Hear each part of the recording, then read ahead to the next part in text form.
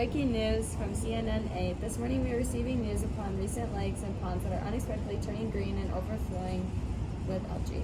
We are hearing word from a scientist, Diego Trout, that the production of phosphorus is overtaking our beloved lakes and ponds locally and globally. Here we have Holly Sawyers on site at Rainer Park. Thank you, Atticus. I'm here in Mason, Michigan at a local park which is experiencing overgrown algae and large aquatic plants. This overgrowing of plants and algae are affecting our local parks. Back to you. Thank you, Holly. Can you explain to us why this is happening and the negative effects? Thank you. So phosphorus is an element that causes overgrowth, and it can release toxins into our environment that can be harmful to humans and animals. Back to you. Thank you, Holly. We are now receiving word from an environmental scientist, Sophia Barnum, presented to you after this short break. Are you tired of dumping phosphorus laundry detergent into our ecosystems? I sure am. As owners of the laundromat, we switched laundry detergent. This means we don't have to pay for water treatment. Our amount of pollution has been much less thanks to Tide. Not to mention, laundry detergents with phosphate can cause skin irritation, hives, nausea, and diarrhea. For more information, call 1-800-CLEAN. Again, that is 1-800-CLEAN. We are so grateful for Tide and the improvement of the environment. We no longer have to worry about paying for draining our water safely. Even though we never paid anyways. Make the switch! Welcome back. We are here with environmental scientist Sophia Barnum from Florida. For our viewers at home, can you explain what the phosphorus cycle is and the phosphorus biogeochemical processes?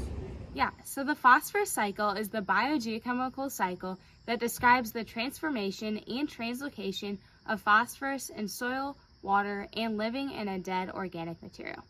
Phosphorus is added to the soil by additions of inorganic and organic fertilizer, and when organic material is degraded or decomposed.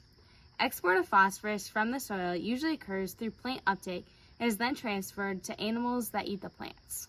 When plants and animals excrete waste or die, phosphates may be taken up by detritivores or returned into the soil.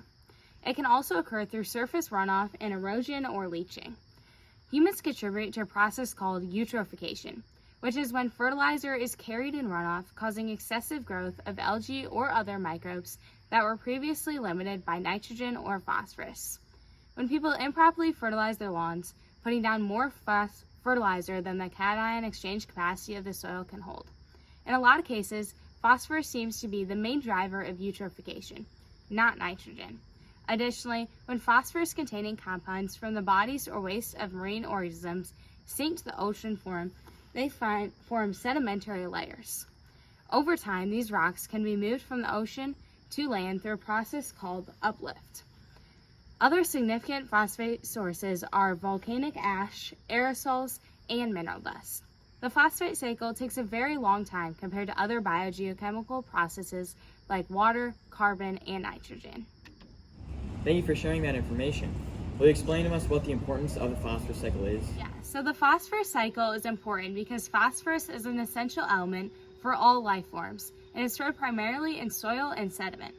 Phosphorus is an essential component of adenosine triphosphate, or ATP, which transports chemical energy within the cells for metabolism, DNA, and RNA. Phosphorus is one of the 3 macronutrients that is vital for plant growth and is the most limiting nutrient to aquatic ecosystems.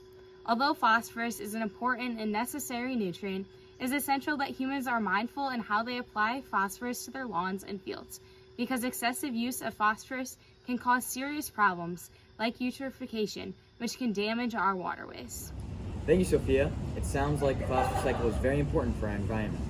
After this short commercial, we'll be hearing words from environmental scientist Diego Trout about how humans impact the phosphorus cycle. Is dying. Cyanobacteria or blue-green algae has been taking over our beloved lake. The algae is capable of producing toxins that can harm animals and humans. Over 250 square miles of lake area is covered in this toxic, difficult to remove green gunk. Help us change the tragedy today. Want to support us? Do you care about the environment?